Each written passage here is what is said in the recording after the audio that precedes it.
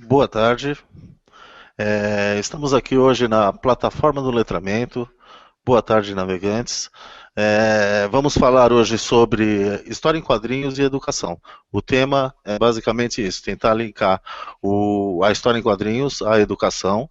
O que a história em quadrinhos pode trazer de ajuda para a gente educar as pessoas. Aqui na plataforma do letramento, hoje temos eu, Edson Pellicer, quadrinhista, educador, trabalho com quadrinhos já há 30 anos em oficinas, na rua, na escola, na biblioteca, na Fundação Casa, em diversos lugares eu já passei, tentando passar essa linguagem maravilhosa que é a história em quadrinhos.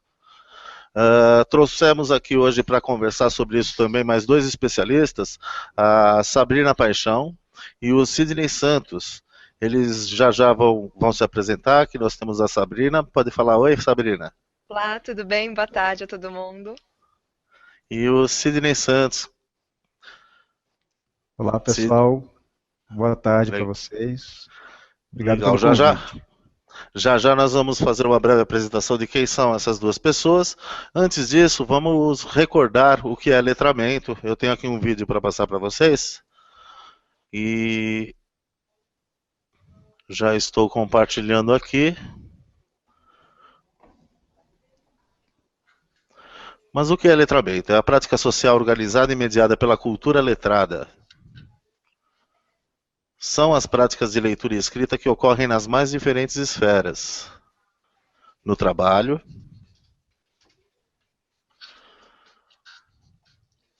na família, no lazer, na comunidade e na escola também.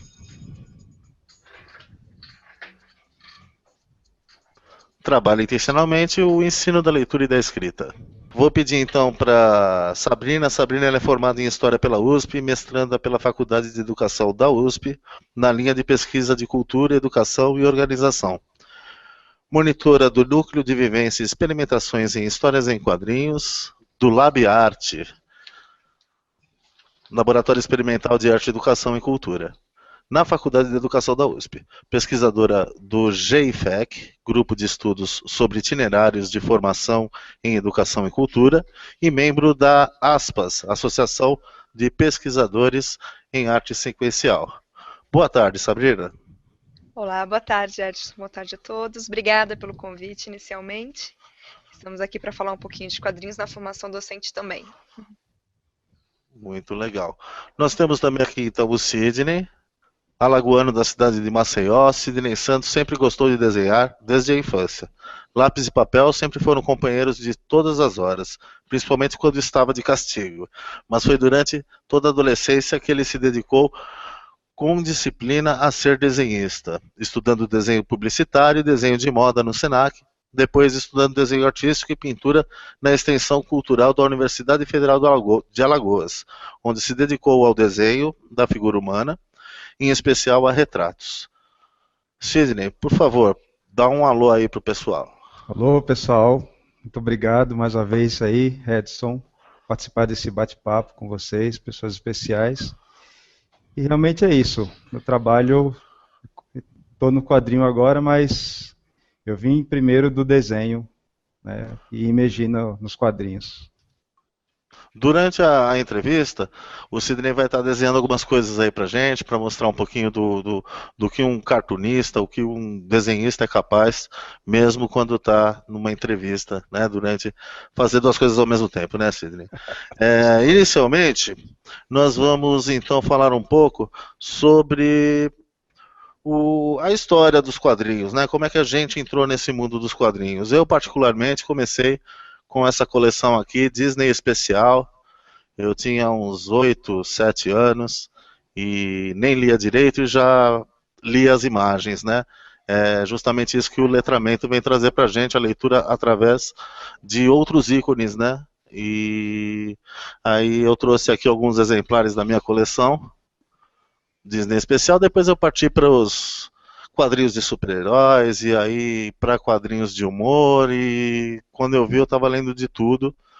Trabalhando com isso depois como educador, eu procurei expandir ainda mais esse olhar, procurando outras obras, quadrinhos japoneses, o mangá, né? E aí eu fui conhecendo um pouco mais desse universo e me especializando nisso. Queria saber como que a Sabrina começou a sua paixão pelos quadrinhos. Bem, o meu itinerário pelos quadrinhos é parecido com boa parte dos brasileiros. Comecei ali também, ainda não li as letras, li as imagens com Maurício de Souza Produções. Então, Turma da Mônica, Chico Bento, toda essa gama de quadrinhos que é extremamente importante porque a gente tem hoje no país em quadrinhos. Depois de um tempo, parei um pouquinho e aí tive o prazer de pegar o boom dos mangás. Então, comecei lá nos anos 2000, quando chegaram esses mangás aqui nas bancas, eu comecei a comprar e até hoje não paro. Então, meu caminho mais consolidado pelos quadrinhos vem através do mangá. E quando comecei a pesquisar na faculdade, na história ainda, que eu fui em busca desses quadrinhos nacionais, de conhecer as produções autorais, e hoje estou lendo aí de tudo, desde super-heróis, que não foi um processo pelo qual eu passei na minha infância, até os quadrinhos autorais que a gente tem hoje em profusão aqui no país. Maravilha. Queria também saber do Sidney por onde ele começou. Qual foi o primeiro contato com quadrinhos, Sidney? O meu primeiro contato com quadrinhos veio também na infância. Minha irmã lia muito Turma da Mônica e eu pegava para ver as figurinhas. Não sabia ler, mas havia uma coisa no Nordeste bem complicada, um preconceito que história em quadrinhos era leitura de preguiçoso, porque tinha mais imagem do que letra. Então, às vezes, na própria escola reprimia um pouco essa leitura de história em quadrinhos. E eu vim tomar gosto mesmo já com 24, 26 anos, quando eu conheci o Rodrigo Bueno, me apresentou o Will Eisner, né, e comecei a ler bastante. E Os 300 de Esparta foi a primeira série que eu li os fascículos e agora tem o volume inteiro, com todos condensado. Isso foi a primeira leitura integral que eu tive de quadrinhos. É isso aí, seu Sidney. Para quem não conhece, o Will Eisner é o autor deste livro aqui, Nova York, A Vida na Cidade Grande, e entre vários outros livros. Ele tem um Contrato com Deus, que foi considerado a primeira graphic novel, onde quadrinho começou a deixar de ser coisa para criança, né? Que antigamente a visão, pelo menos que se tinha, era essa. Já existiam quadrinhos adultos, porém a visão que se tinha era que quadrinho era coisa para criança. Eu tive até um diretor de arte que falava que quadrinho era coisa de analfabeto. Diretor de arte, o infeliz. Mas enfim, gostaria de falar um pouco sobre a história das histórias em quadrinhos. Pouca gente sabe, mas um dos precursores das histórias em quadrinhos enquanto criação, né, enquanto forma como linguagem artística, foi aqui no Brasil mesmo, foi o Ângelo Agostini. Eu tenho aqui um livro com a obra completa dele.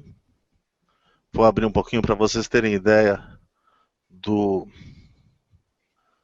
como era a história em quadrinho nessa época. Ainda não havia balão, era uma história contada com as imagens e com legendas embaixo.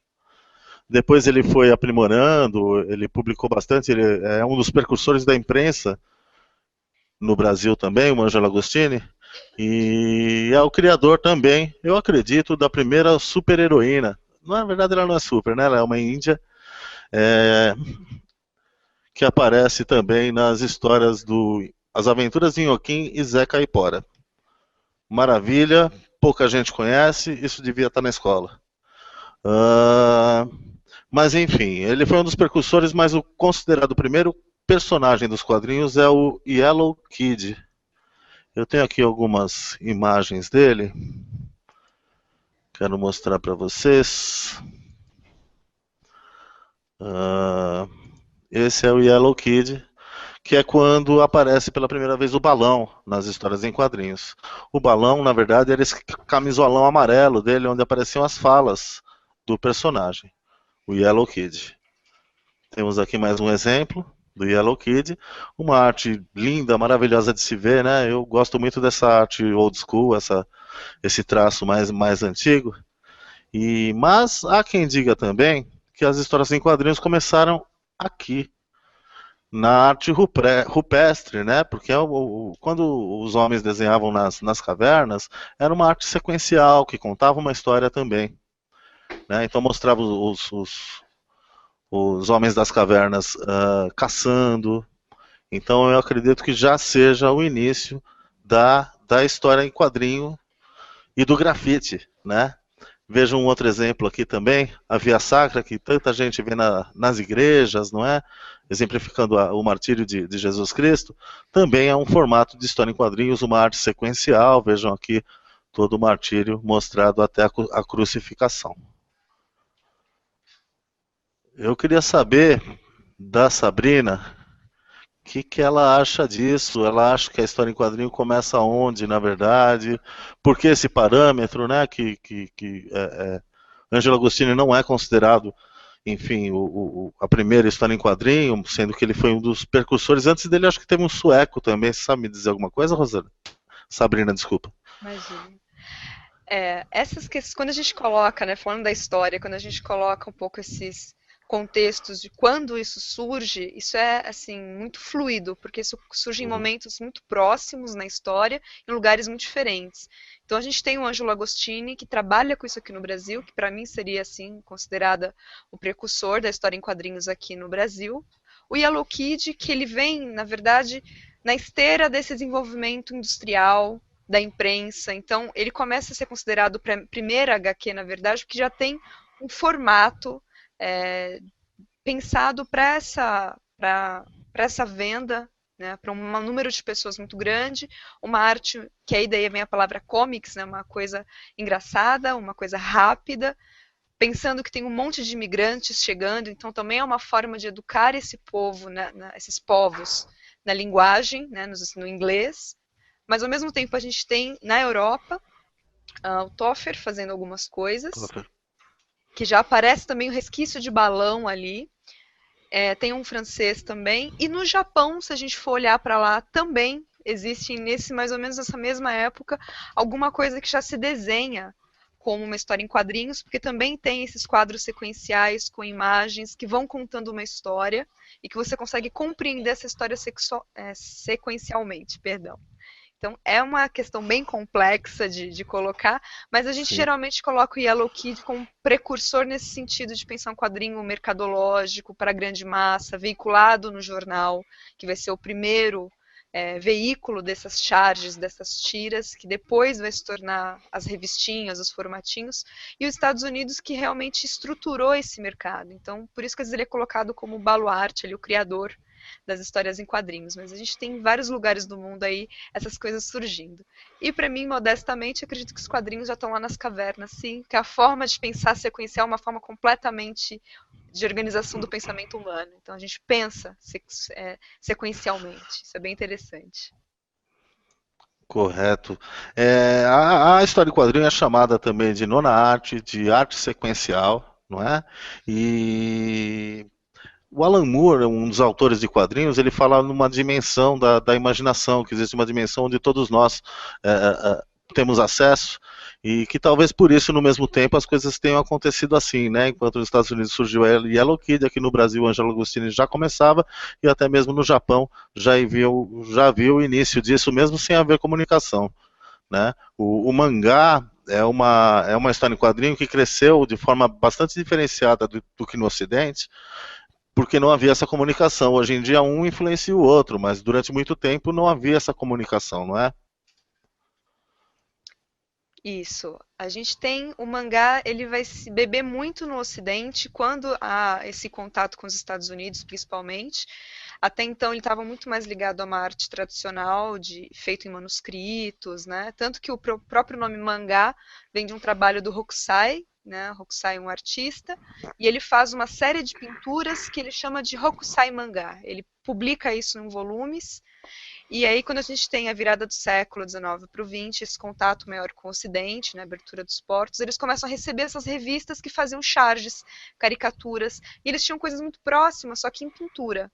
E eles começam a desenvolver isso principalmente depois da Segunda Guerra Mundial, com o que eles chamam de Deus do mangá, o Kami-sama, que é Osamu Tezuka, que a gente conhece aqui também no Brasil algumas obras dele, que teve uma Sim. amizade muito intensa com o próprio Maurício de Souza.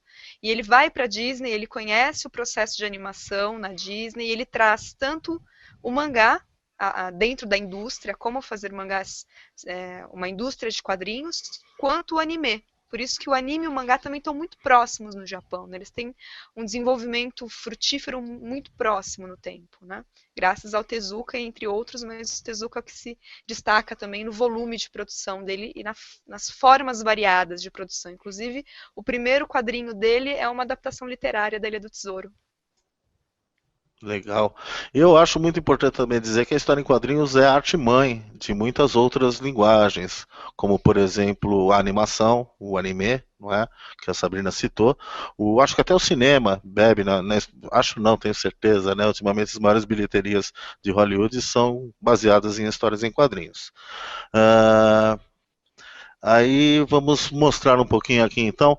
E nessa coisa da história em quadrinho, quando foi lançado Yellow Kid, tornou-se muito popular o jornal que lançou, e os outros jornais também começaram a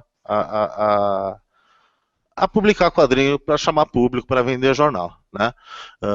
Foi aí que nasceu a imprensa marrom, e Yellow Kid não tinha um humor lá muito politicamente correto, não é? Questões de raça, de gênero surgiam ali, a imprensa chamada imprensa amarela surgiu nos Estados Unidos assim, e eu queria mostrar aqui também um dos grandes, um dos grandes sucessos, né, o que criou os cómics, né, os cómics começaram a ser vendidos em revista após a publicação de Superman. Não exatamente, mas foi o que começou a vender muito dinheiro, né? Começou a vender muita revista. E aí o Superman foi um fenômeno de vendas, onde se percebeu que haveria uma indústria de quadrinhos separada do jornal. Não é isso, Sabrina? Estamos por lá. Então a gente tem o desenvolvimento da indústria com a imprensa, né, com os jornais. Essas charges, essas tiras, né, as daily strip, com 2, 3 a 4 tiras sendo publicadas semanalmente. E nos domingos com página dupla, com páginas únicas para quadrinhos. Depois a gente tem um desenvolvimento da Era de Ouro, que eles chamam, que vem esse gênero mais puxado por artístico, que a gente vai ter aí a aventura, ainda não a super aventura. E aí nós temos Flash Gordon, nós temos Tarzan, por exemplo. Fantasma. O Fantasma, que vem nesse gênero de aventura com um corpo mais definido, mais delineado.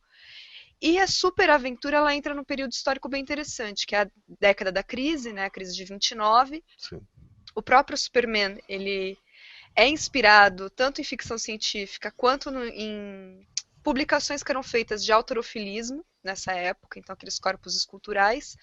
E os criadores deles demoraram até a vender esse super-herói, porque é o primeiro que tem esse formato de capa, de ser um alienígena, de ser um estrangeiro, né, que vem defender, e ele vem nesse período interessante da história dos Estados Unidos, né? Em 39 tem ainda esse resquício de qual é o meu lugar, né? Para onde eu vou, quem pode me salvar, e ele entra um pouco nessa ânsia, e depois dele vem muitos outros, né? A gente tem aí a série de superaventuras, e o super-herói como superação do próprio herói, como superação do homem, né? O que seria possível num período de crises, no período de estabilidades, a gente tem que superar, e aí esse super-homem vem como uma saída possível dentro do universo imaginário. O Superman ele é de 1939 e na esteira dele vieram vários outros heróis, como Batman em 1941 e vários outros personagens da DC Comics. E depois disso vem Marvel, né? A história é mais lenta do que a gente vai falando. Eu queria mostrar aqui também, a gente falou de quadrinho e nacionalidade, né? Um exemplar de mangá original. Esse é um mangá para meninas, não é? Sabrina, você sabe disso? Qual o nome? É Choujo. É o Choujo. Então vejam que ele é super popular no Japão, é uma publicação bastante grossa, com papel barato, tinta de impressão muito barata, e as pessoas leem muito quadrinho no Japão. Os quadrinhos são responsáveis, eu acredito que por 70% das edições escritas no Japão, né, publicadas no Japão. Na Europa, eu gostaria de citar aqui o Moebius, grande autor de quadrinhos de ficção científica. Ele começou desenhando faroeste, né? Falecido há pouco tempo, mas é um grande artista que criou o design de filmes como o Quinto Elemento e outros mais.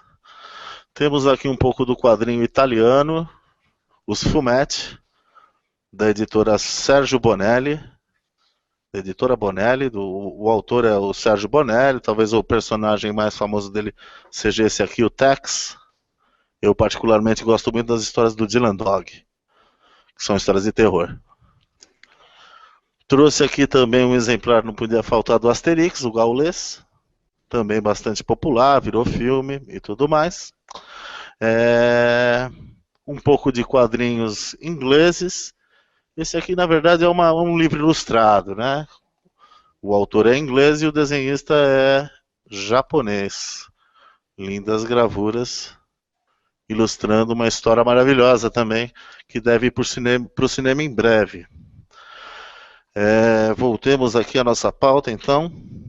Houve uma época em que os quadrinhos eles foram perseguidos.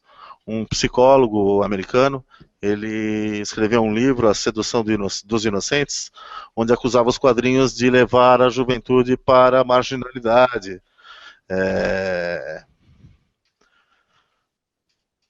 incentivando a juventude a praticar crimes, como assassinato, roubo, estupro, tráfico de drogas. Então, nessa época, os quadrinhos foram muito perseguidos, criou-se um código de ética, onde só se podia falar de certos assuntos, você não podia falar de assuntos mais pesados. Não haveria, o quadrinho seria, então, só para criança mesmo, né? Pelo que esse psicólogo, o Frederick Werton, pensava, né? Queria que a Sabrina falasse um pouquinho dessa caça às bruxas. Hoje em dia o quadrinho ele é recomendado nas escolas, não é? Existe quadrinho adaptando a literatura, falando de história, falando de adaptação de livros, de diversos assuntos, de leis. Eu vou estar mostrando alguns exemplos aqui já para vocês também disso. Queria que a Sabrina falasse um pouquinho sobre a Sedução dos Inocentes, o livro A Sedução dos Inocentes e o Código dos Quadrinhos. Ótimo. Então a gente tem os super-heróis surgindo, a gente tem outras histórias que continuaram, então a gente pode pensar sempre que os super-heróis chegam e as outras coisas param de ser feitas, as coisas convivem. Agora, quando acaba a Segunda Guerra Mundial, e esses super-heróis, de um certo modo, voltam para casa, porque eles também são chamados ao esforço de guerra, as histórias começam a perder um pouco essa superaventura, essa ideia de ter um inimigo, né? Os inimigos voltam a ser inimigos internos, e aí começa a ter um volume maior de quadrinhos que, teoricamente, mostrariam muita violência ou muitas insinuações. E aí a gente tem esse psiquiatra que faz esse trabalho especificamente muito tendencioso, ele faz uma pesquisa estatística dentro de instituições penitenciárias de jovens e basicamente ele pergunta quantos jovens que estão presos leem quadrinhos. E praticamente todos eles liam quadrinhos. Então ele chega à conclusão que os quadrinhos incitam a violência porque os jovens que estão presos liam quadrinhos. Mas ele não faz essa estatística do lado de fora da prisão para ver que a maioria dos jovens que não estavam presos também liam. E aí eles têm um apoio muito forte da parte da direita, da igreja, dos professores, né, dos moralistas, e esses quadrinhos acabam entrando nesse código de ética. Então, para se publicar um quadrinho nos jornais ou em revistas, tinha que ter um comic code, tinha que ter um selo na capa, e não poderiam entrar, por exemplo, você não poderia desenhar perfurações à bala, insinuações de violência, sangue, corpos femininos muito sensuais ou insinuações de sexo, você não poderia difamar policiais, por exemplo. E isso embarca aqui no Brasil também. Então, eu sugiro para quem quiser conhecer um pouquinho mais, Guerra dos Gibis, que é um livro fantástico, fundamental para entender esse desenvolvimento dos quadrinhos aqui no Brasil. Entender que aqui a gente também teve essa censura, que perdurou aí até os anos 80, e aí leva muita gente a pesquisar e a fazer quadrinhos fora do mercado, e que também foi apoiado por muitos educadores e por alas de direita, e isso trouxe impacto criativo para os quadrinhos, por isso que nós temos, às vezes, os quadrinhos de mercado muito parecidos, porque eles tinham que seguir essa lógica. E hoje que nós temos os quadrinhos nas escolas, né, desde 2006, os parâmetros curriculares eles indicam, e o governo federal é o maior comprador de quadrinhos do país com o programa Biblioteca na Escola. Isso é um grande avanço para que eles entrem realmente na sala de aula, para que tenham quadrinhos de qualidade, para que os autores tenham um estímulo a esse trabalho, mas ainda assim nós temos algumas questões ainda que surgem de censura, como por exemplo aconteceu com o caso 10 na área, que foi um livro comprado para um público de fundamental, mas que tinha alguns palavrões, algumas insinuações, e que por conta disso foi retirado das escolas. E na verdade não se levantou em momento nenhum porque eles foram selecionados para essa faixa etária, ou porque que não foi deixado na sala de aula, ou nas escolas, para o público do ensino médio, para o público mais velho, que seria o público do quadrinho, né? Então a gente ainda tem algumas questões que ficam dessa censura, mas hoje, claramente, a gente tem um espaço muito maior, ainda bem, para os quadrinhos. Que ótimo, né, Sabrina? Nessa época, nesse livro, o autor ele relacionava a Mulher Maravilha à servidão sexual e acusava também que ela era caracterizada como lésbica. A heroína foi mostrada durante muito tempo como heterossexual e virgem, mas o Sr. Wertham achava que não. E o Superman foi definido como fascista e anti-americano. Queria ver com o Sidney o que ele está aprontando lá. Bem, Sabrina já saiu. Ai, ai, ai. Eu vou colocar aqui. Vamos ver Uau. se vocês. Daqui a pouco eu vou colocar as palavrinhas dentro desse balão.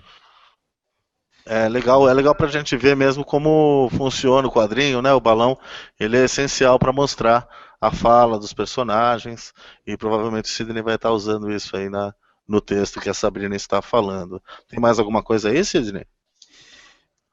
Uma coisa interessante que eu achei da fala da Sabrina e você falando da intenção política que houve também por trás, né, da produção dos quadrinhos.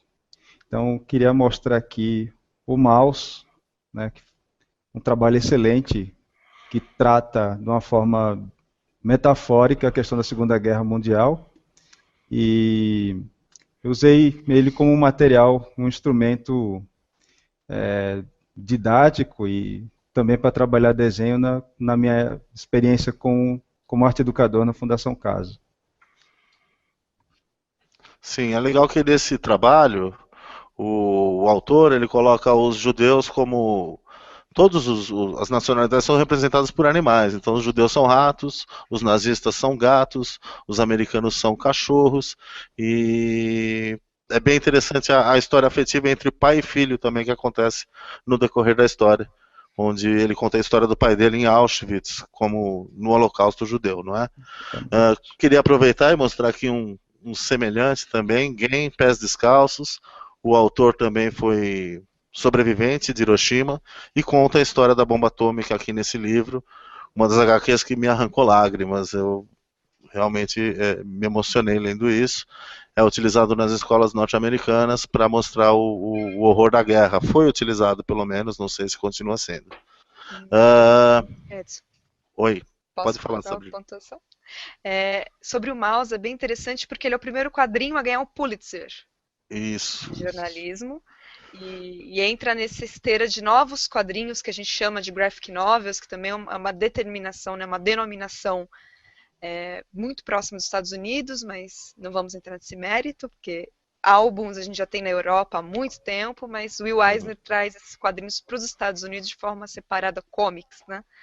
E o Game, Pés Descalços, ele foi escrito, né, pelo autor depois que a mãe falece, nos anos 60, ele disse que não queria falar sobre o que aconteceu, e depois que ela falece e não sobram nem os ossos para que ele possa ter o enterro, né? Tanto Césio que havia ali, ele escreve isso, e o próprio Art Spiegelman, que escreveu Maus, toma contato com essa produção, e ele lança o projeto GAN, que está escrito no prefácio, em que ele convoca, né, ele chama tradutores do mundo inteiro para traduzirem GAN, Pés Descalços, para várias línguas, para que o mundo tivesse contato com essa produção. Então, a partir desse contato do Art Spiegelman, que fala de Auschwitz, que não quer que a história seja apagada, ele faz esse chamamento mundial para que tradutores traduzam no japonês para diversas línguas. E é muito interessante saber que as escolas norte-americanas adotaram isso como um livro de leitura, porque ele mostra cruamente como é que foi essa relação antes da bomba de Hiroshima e durante e depois, né, com o papel dos Estados Unidos nisso tudo também. Né? Só essas rápidas apontamentos aí de curiosidades. Certo, é uma visão muito legal também do Império Japonês, que a gente não tem acesso a isso na história, né? É difícil livros que falem sobre isso, esse é um que fala do Império Japonês mesmo. Se você não for procurar algo mais especializado, você não acha mesmo. E ninguém a gente tem essa visão do Japão na época da Segunda Guerra Mundial. Deixa eu ver agora. Aqui nós temos a pergunta de um navegante, a Yara Vasconcelos, de Salvador, Bahia. Ela pergunta: como o professor pode usar as HQs para estimular a leitura dos alunos? Vocês podem dar algumas dicas práticas? Eu vou direcionar essa pergunta primeiramente para o Sidney. Sidney, como é que os professores podem utilizar as HQs para estimular a leitura dos alunos? O visual é um grande estímulo, né, para a leitura. Falo até da minha experiência pessoal, que quando eu comecei, um dos impulsos de leitura para mim foi também através das histórias em quadrinhos. Dentro de sala de aula, né, nessa experiência que eu tive com os adolescentes na Fundação Casa, o que despertou, se o educador contextualiza, né, no caso, o trabalho que nós fizemos com o Maus, o que despertou o interesse deles lerem essa história foi falar da questão da Segunda Guerra Mundial, né, e explicar exatamente o que você falou da metáfora que o desenhista faz, né, os judeus como ratos, os alemães como gatos e os ingleses como cachorros, essa figuração, despertou, né, todo o interesse deles em lerem. Né. Então, dentro de sala de aula, né, mostrar essa associação da imagem em detrimento do texto é um dos mecanismos que funcionam bem, né? Principalmente nesse momento em que existe um bombardeio muito visual, né, pelas redes sociais e tudo mais. Correto, Sidney. E você, Sabrina, o que você pode dizer para a gente? Vou repetir a pergunta. Como o professor pode usar a história em quadrinhos para estimular a leitura dos alunos? E que dicas você dá para isso? Bem, Yara, primeiro é assim, o que você pretende com esses quadrinhos, né? Que é parte da escolha, que quadrinhos escolher para fazer isso. Porque muitas vezes a gente tem essa ideia de que meus alunos adoram quadrinhos, então eu vou dar isso para eles lerem porque eles vão ler. Nem sempre. Então, o que eu sugiro, assim, que eu acho bacana, a partir dessa ideia de que ler imagens também é ler, que a gente tem muitas vezes a ideia de que tem que ler o texto e a imagem é outra coisa. E não, a gente lê imagens o tempo todo e também. Então, quadrinho é sempre uma ligação de texto verbal e texto visual. E existem quadrinhos que não têm nenhum texto verbal. Então, isso é um exercício de leitura muito maior, porque eles podem aprender a ler as imagens e o que ele quer dizer com essas imagens, nesta sequência, e eles podem criar textos para essas imagens. Então, além de ler, eles podem produzir, eles podem criar. Sobre adaptações literárias, existem adaptações muito boas, muito bacanas, e isso sempre vai passar por um processo de seleção do docente, porque eu defendo que toda adaptação é uma tradução, e toda tradução é uma criação. Então, a gente tem o Alienista, do Machado de Assis, nós temos o Alienista em quadrinhos, nós temos minissérie do Alienista, e são formatos diferentes que estão contando a mesma história, mas como elas contam? Então, às vezes, pegar um quadrinho que traz uma adaptação literária não é só fazê-los ler essa história sem ler o original, por exemplo, que é o que às vezes acontece, então, não vou ler Dom Casmurro original, mas eu vou ler a adaptação. Mas perceber o que é feito nessa adaptação, como a gente lê essa adaptação como tradução, como ele usou o quadrinho para contar essa história, o que ele deixou de fora, o que ele priorizou. Então, isso é um exercício muito bacana que leva eles lerem e lerem as entrelinhas disso, entenderem o que eles estão lendo nesse quadrinho. E o que eu acho bacana também por parte do professor é prestar atenção. O que eles estão trazendo para a sala de aula? Seu aluno está com um mangá, que mangá é esse? Será que desse mangá dá para partir para uma outra leitura? Será que ele está trazendo um super-herói? Será que esse super-herói também pode ser usado? Como fazer essas pontes? Eu tive uma experiência muito bacana de mediação de leitura em que eu usava o Don Quixote. Eu usava trechos do original e eu usava a adaptação do Caco Galhardos, que é muito boa, que parte do texto, ele prioriza deixar o texto como está escrito na obra, mas a estética visual dele é completamente diferente, é muito divertida. Então você consegue trabalhar a ideia do herói Don Quixote, tanto na literatura quanto nesse quadrinho. E aí eles vão fazer não só uma leitura, eles não vão ler só o texto, eles vão fazer 1000 leituras. E eles vão ver que a leitura é muito mais do que ler as palavras, né? Eles estão lendo o mundo com isso, como diria Paulo Freire. Essa é a minha sugestão. Ótimo. Queria mostrar aqui um exemplo do que a Sabrina falou, quadrinhos sem texto. O Sistema, de Peter Cooper, é um dos desenhistas do Spy vs Spy, da revista Mad, e que tem um ótimo trabalho além disso, né, que é o mais, eu acho que seria o mais popular dele, seria o Spy vs Spy, mas tem o Sistema, que ele lançado aqui no Brasil, essa daqui é a edição original americana, mas vejam, a história é toda só com imagens, ele vai contando um mistério, existe uma bomba, é uma história cheia de detalhes, mas sem uma palavra sequer, a não ser alguns grafites nas cidades e tal. Acho que ela conversa bastante também com a linguagem do grafite, né? O estilão dele é bem grafitado. Recomendo o Sistema. Tem o Gon também, que é um mangá japonês também, que é só de imagens. Vocês vão encontrar isso nas bibliotecas de São Paulo, que tem um ótimo acervo e pouca gente sabe disso. Li muita coisa de graça, na boa, da biblioteca, gratuitamente. E além disso, eu queria também lembrar que existe nas bibliotecas um curso chamado Fanzines nas Zonas de Sampa, gratuito, para quem se interessar, todas as idades, a partir dos 10 anos. Quem quiser participar, vários profissionais dos quadrinhos, dando aula, eu já dei aula lá, temos o Rodrigo Bueno, que citado pelo Sidney também trabalhou nesse projeto, vários professores, gente boa, e no final a gente faz o quê? A gente monta um fanzine com as histórias dos alunos. Trouxe aqui alguns exemplares de fanzines que eu fiz na trajetória toda.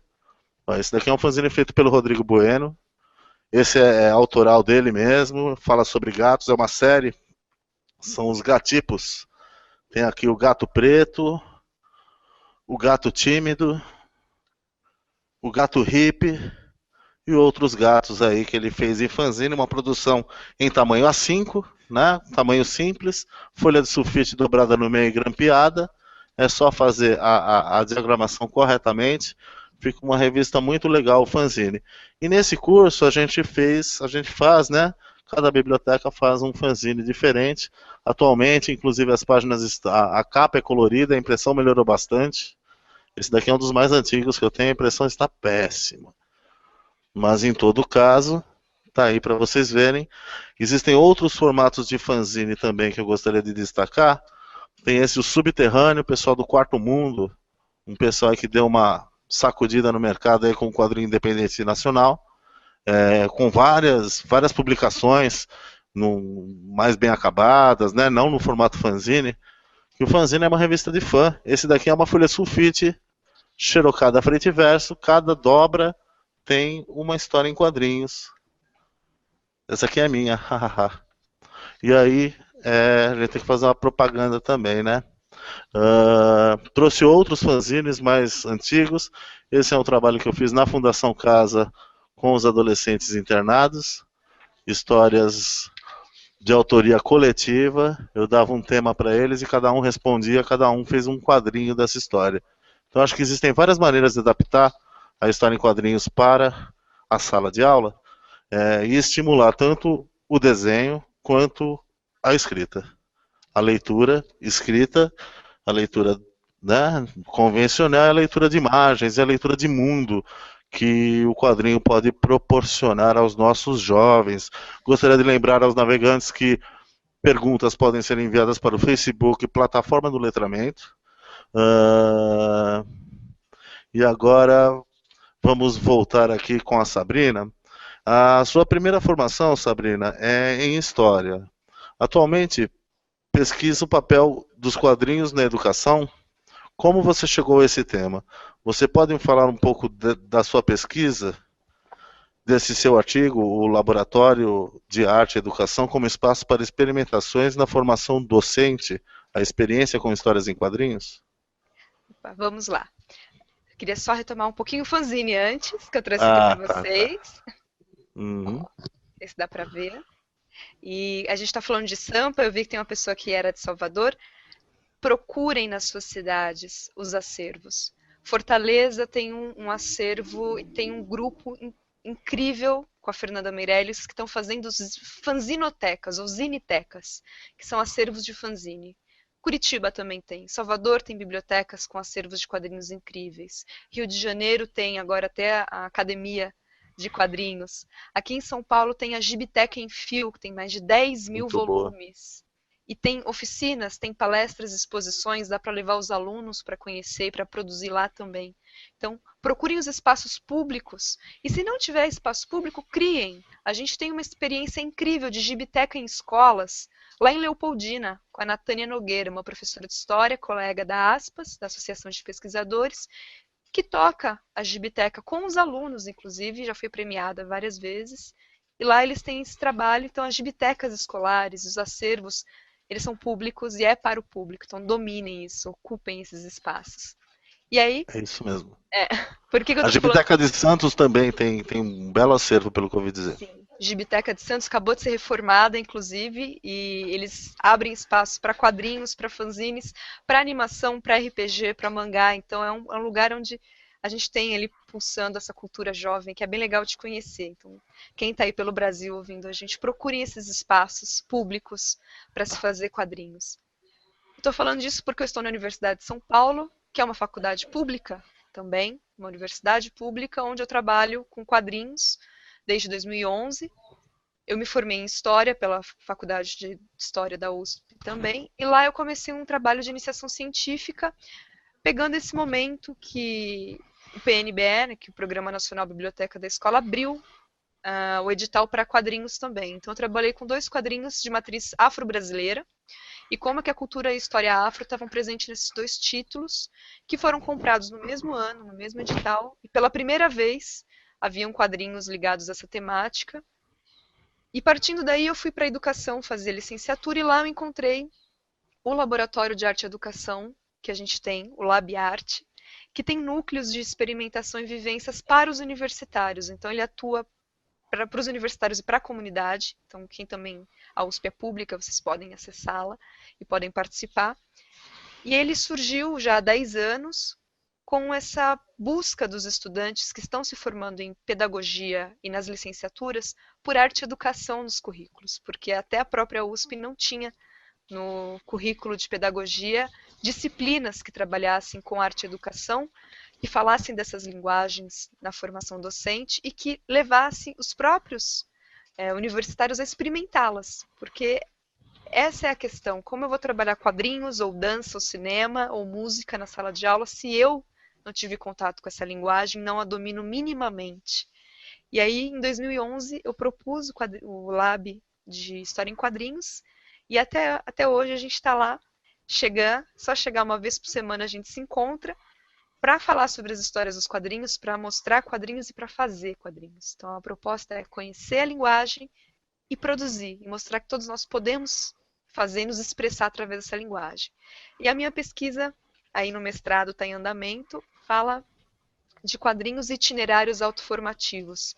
Então a ideia de a narrativa de si através dos quadrinhos, como existem alguns quadrinhos que eu selecionei que falam de histórias de vida e como nessas histórias de vida a gente identifica a jornada do herói, a gente identifica elementos arquetípicos, elementos míticos, em quadrinhos que estão aí no mercado e que as pessoas estão lendo, e mesmo que inconscientemente encontram essa mitologia que parece às vezes estar esquecida, mas que está a todo vapor aqui. Maravilha. Existem vários quadrinhos autobiográficos, né, além do Game, que nós mostramos aqui, o Mouse, quadrinhos sobre o homossexualismo, quadrinhos sobre a vida dos índios, quadrinhos sobre vários assuntos. O quadrinho nada mais é que uma linguagem que pode ser usada tanto para contar histórias quanto para explicar como funcionam determinadas coisas. O Will Eisner, aquele lá que eu mostrei o trabalho dele, que fez a considerada primeira graphic novel, ele fazia manuais de como manusear armas na Segunda Guerra Mundial. Então o quadrinho ele pode ensinar a mexer numa máquina de lavar roupa, sabe? A mexer em equipamentos também é uma forma ilustrativa de se ensinar. Queria mostrar aqui a adaptação Fernando Pessoa em quadrinhos. Então é a poesia em quadrinhos. Eu tinha uma atividade legal que eu fazia no curso de História em Quadrinhos, que era haikai em quadrinhos, em tiras. Como o haikai é uma poesia em três tempos, eu utilizava isso na tira, que é mais ou menos 3 quadrinhos, 3 ou 4 ou 2 quadrinhos, né? Então eu acho que casa muito bem uma coisa com a outra, poesia haikai e tirinha de quadrinhos. Além das adaptações literárias, nós temos aqui, queria mostrar esse trabalho, uma história em Sarajevo, uma história de Sarajevo, do autor de Palestino, Joe Sacco. Ele é um jornalista que faz reportagens em quadrinhos. Então, é o jornalismo em quadrinhos também, além da adaptação literária, nós temos essa possibilidade de adaptar o jornalismo para os quadrinhos. E Juca Pirama em quadrinhos também. Isso da editora Peirópolis, que tem uma ótima coleção de quadrinhos literários. Queria mostrar aqui a adaptação que eu fiz do Estatuto da Criança e do Adolescente em quadrinhos, Descolado aqui em quadrinhos, foi lançado em 2007. O Maurício de Souza fez um trabalho também sobre o Estatuto da Criança e do Adolescente, e o Ziraldo também. Temos aqui Caio Império, Angeli, a história do Brasil, fala do Império, da proclamação da República, daquela época lá. E ele se juntou a uma historiadora, a Lilian Schwartz, para fazer esse trabalho aqui que eu tenho há muito tempo e que eu acho maravilhoso, uma forma de dar história do Brasil em quadrinhos, de ensinar a história do Brasil em quadrinhos. E não poderia deixar também de mostrar Desvendando os Quadrinhos, uma maneira super inteligente de aprender a fazer história em quadrinhos. O cara ele dá várias dicas de como escrever, como desenhar história em quadrinhos, na própria linguagem. São as minhas recomendações aqui de leitura. Queria falar também de uma experiência, adaptação de Vidas Secas em mangá, foi publicado em fanzine. Leia Novaes, a autora, e usou o mangá para reproduzir Vidas Secas da linguagem do mangá, do fanzine. Temos aqui uma imagem. Ok? Vamos lá. Fazer mais uma pergunta aqui para o Sidney. Sidney, você tá aí? Tá desenhando aí, meu? Aqui. Mostrar aqui. Olha aí que sacanagem. Segundo elemento, você foi vítima, não deixei você passar batido. Até que tá mais bonito que eu. Então, depois quero ver o que você vai escrever aí, viu? Depois você vê, seu pagamento não vai sair, não. Então, uma pergunta para você, Sidney. Em sua experiência no projeto Educação com Arte, uma parceria do SEMPEC com a Fundação Casa em São Paulo, como a experiência de criação artística o auxiliou a impulsionar que os jovens internos se aventurassem a criar suas próprias histórias em quadrinhos? Legal. Antes de responder sua pergunta, eu queria também falar de uma publicação da Peirópolis, adaptação literária, Frankenstein, né? A ilustradora Thaisa Borges, né?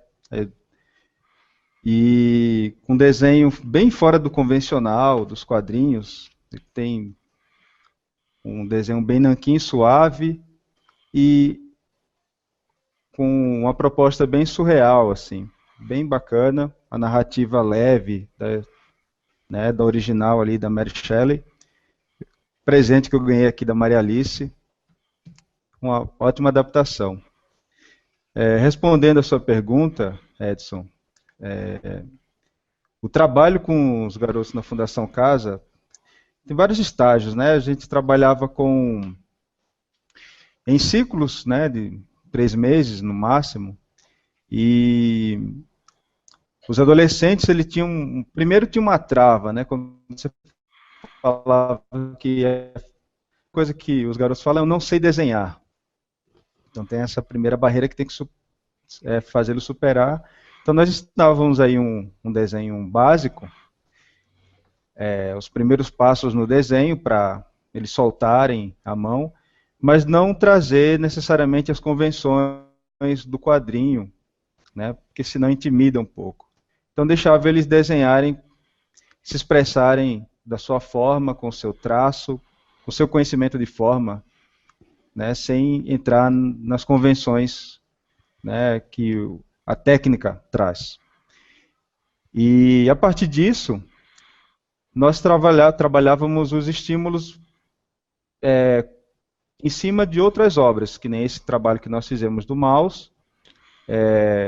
O próprio 300 de Esparta, fizemos também um trabalho junto com eles de releitura, e a partir dessa releitura eles estavam livres, eles usavam as imagens como uma referência, mas trabalhava muito o traço deles, então de repente eles estavam desenhando a lápis, e aí já pediam uma caneta para fazer arte final, fazendo luz e sombra, então eles iam se descobrindo num processo livre ali, de expressão, né?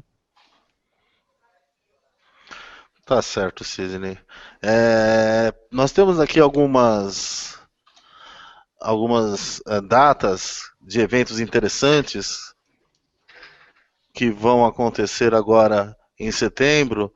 No dia 12 de setembro, premiação do troféu HQ Mix no Sesc Pompeia, momento de conhecer o que foi produzido no ano passado, os artistas, e boas indicações para tomar conhecimento de outros estilos. Tá? A entrada é gratuita, lá no Sesc Pompeia, dia 12 de setembro. Teremos o Ugra Zine Fest, dias 19 e 20 de setembro, no Centro Cultural São Paulo, entrada gratuita também, espaço para conhecer as produções de fanzine, o que não vai sair na banca, gente, é legal para conhecer a produção de artistas independentes. E o Festival Internacional de Quadrinhos em Belo Horizonte, de 11 a 15 de novembro, com entrada também gratuita, um espaço para conhecer autores e obras, autores consagrados e autores novos, para quem gosta de quadrinho é o paraíso. Temos aqui também, queria mostrar um pouco do quadrinho nacional, Bando de Dois, fala sobre o cangaço, sobre os cangaceiros, é muito interessante esse livro do Danilo Beirute. E que mais que faltou aqui eu mostrar? Divina Comédia, em quadrinhos também, belo traço.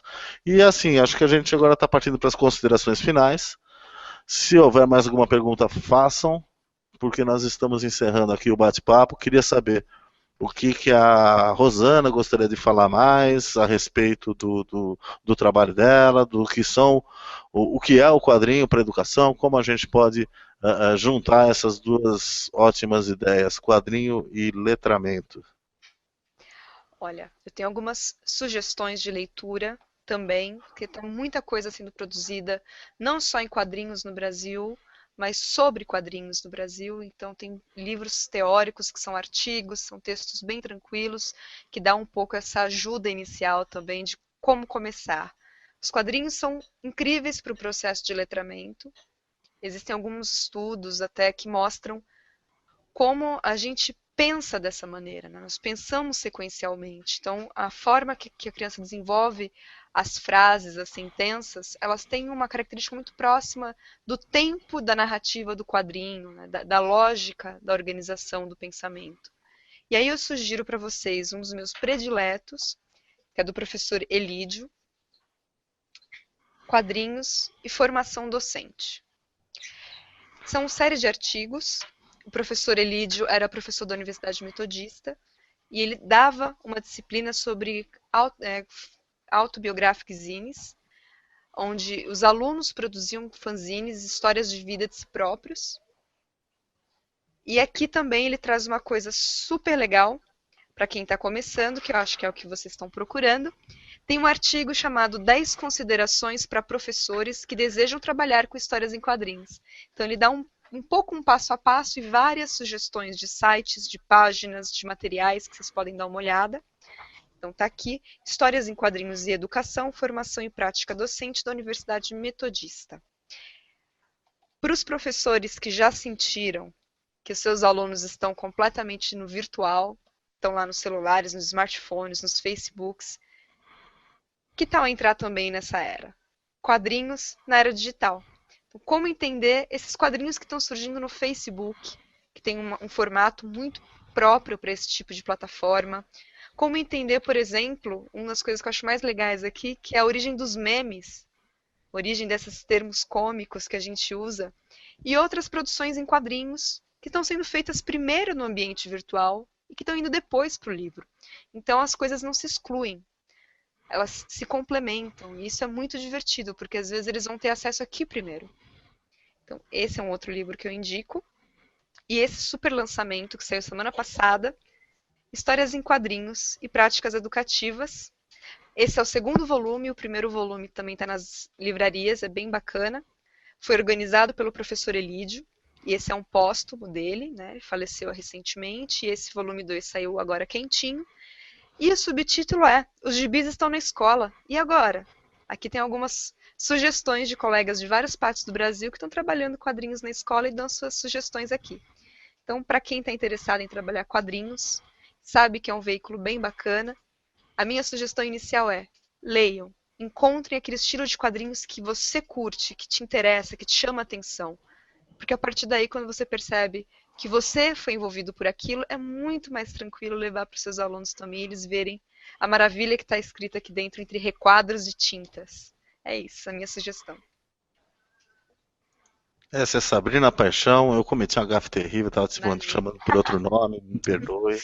É muita história em quadrinho na cabeça, a gente fica meio atrapalhado também. Sidney Santos, suas considerações finais, por favor. E Poderia, tudo que eu você poderia quiser. fazer uma pergunta a Sabrina? Sim. Ou o tempo está esgotando? Pode falar.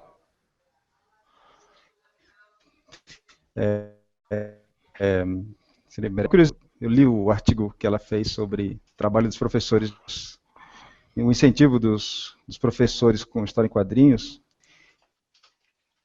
E no laboratório, né, no LabArt, ela percebe que esses educadores que são de outras áreas, eles já tiveram experiência com a leitura de história em quadrinhos e com o tempo se distanciaram, né, da infância para a idade adulta. O mesmo acontece com o desenho, né? A Beth Edwards escreveu um livro Desenhando com o Lado Direito do Cérebro, onde ela fala que há esse distanciamento também. Muita gente desenha na infância e com o passar dos anos se distancia do desenho, porque vem a leitura, a matemática, né? O cognitivo é mais incentivado dentro da nossa educação. Então, como é que ela vê isso dentro nesse novo incentivo aí, nesse projeto que existe lá na USP? Bem, concordo. A gente tem uma hierarquização de saberes e de produções artísticas que vem do iluminismo, onde, né, com o desenvolvimento da imprensa, os livros tornam-se mais acessíveis e a ideia de quem lê é mais culto, de quem lê letras, né, de quem lê narrativas escritas, é uma pessoa mais elevada e mais culta. E aí a gente vai tendo essa quebra, né? A maioria das pessoas vão abandonando porque é uma leitura menor, é coisa de criança, agora eu leio livros de verdade. E a mesma coisa com desenho. Então, desenhar é coisa de criança, né? A gente tem a criança, quem trabalha com criança pode me dizer isso melhor. A criança muito pequena, ela desenha livremente, ela não tem amarras, ela não tem vergonha. Agora, conforme a gente vai vendo os adolescentes chegando, eles começam a esconder seus desenhos, né? Com aquela coisa de, não, vão me julgar, vão dizer que é feio, vão dizer que tá ruim. E aí eles acabam abandonando um pouco isso. Eu acho que é fundamental a gente trazer de volta essa importância da imagem e de que nós lemos imagem, a gente não lê só texto.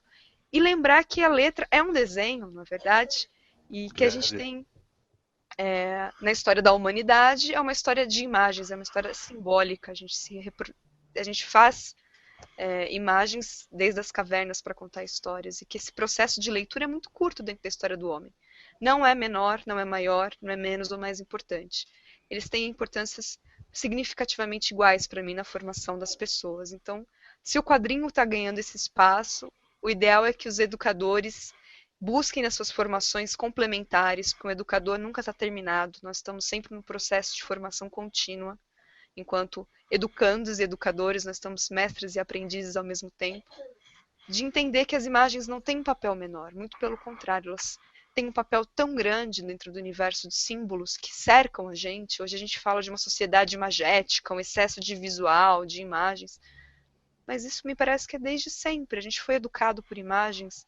Quando fala da Via Crucis, não tem texto. As pessoas aprendiam a história pelas imagens.